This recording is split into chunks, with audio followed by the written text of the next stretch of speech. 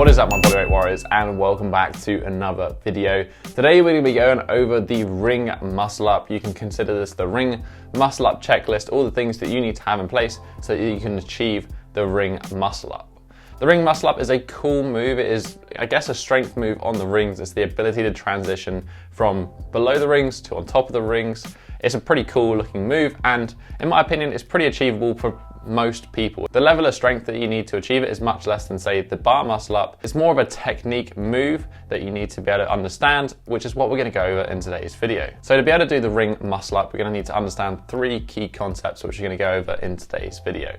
Number one, we're going to start with below the rings. So this is the position in which we start the ring muscle up. Now the key to the below the rings is the false grip. Now the false grip is the ability to hold the rings in such a way that our hand does not have to move from below the rings to on top of the rings. It is simply going to stay in one location, which makes this movement much easier to articulate, and it also then elevates the level of which our shoulders are in respect to the rings, so it makes it easier to do the transition. To find your false grip, all you're going to need to do is you're going to need to start, put the ring out in front of you, and find how your hand position should be on top of the rings.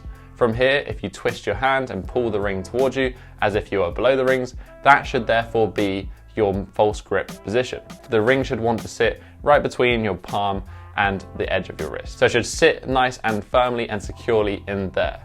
This isn't necessarily the most comfortable position. It does take a little bit of time to get used to, but it does make your ring muscle up actually possible. It's not as possible, or it's much harder without a false grip. To get better at the below the ring aspect of things, we just need to get more and more comfortable with the false grip itself. So this would be simply hanging in a false grip position. We could also incorporate it into movements with things like a false grip bodyweight row, or we could do false grip pull-ups. All of these things are going to support our ring muscle up, but one of the things that's going to support it most is simply getting strong enough in the pull-up position. Being able to do a decent amount of pull-ups or just some weighted pull-ups, being strong generally in the pull-up position will make the ring muscle up much easier, as well as having a strong false grip. So make sure that one's down. This leads us on to part two, which is going to be above the rings. We have below the rings where we start our muscle up, and then we have on top of the rings, which is where we finish our muscle up. These are the two ends of our movement. And being sturdy on top of the rings is important so that we can understand how to control the rings better. So our basic position here is going to be the ring support hold. Jump up, push the arms down, push the shoulders down, and lock the arms into the side. There's a bunch of tutorials on the ring support hold, so I'll just link something down below for anyone who's interested. From here, it's useful to perform some movements in which we have to control our body in and above the rings position. So the more beginner variations would be something like a ring push-up. This is a very simple exercise to do, and it works quite well just at getting more stability on the rings, but you're in a little bit more of a secure position. You can then make it more specific with something like a ring tricep dip.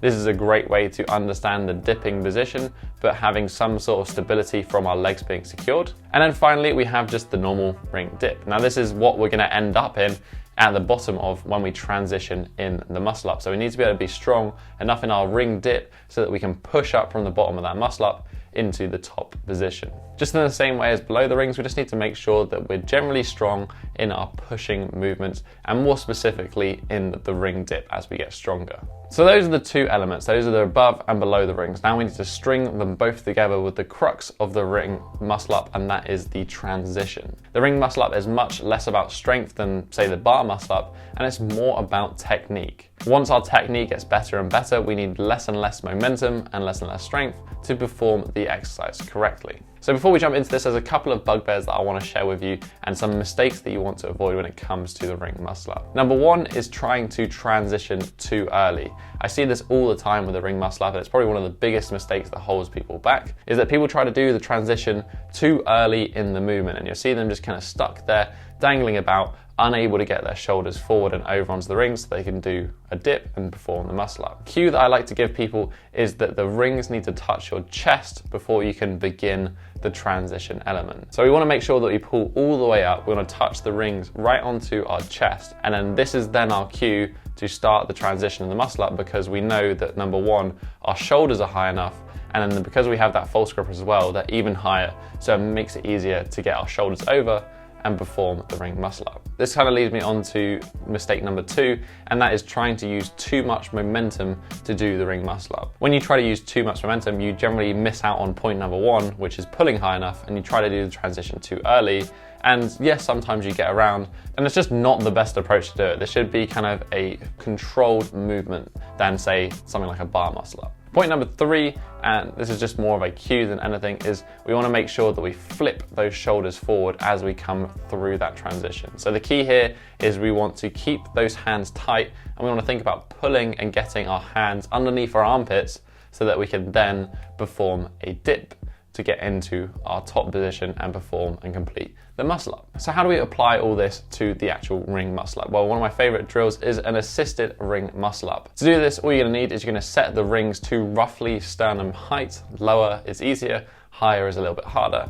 Set it around sternum height to begin with. Find your false grip, squat down. From here, do your pull up, pull, touch the rings to your chest, keeping the rings close.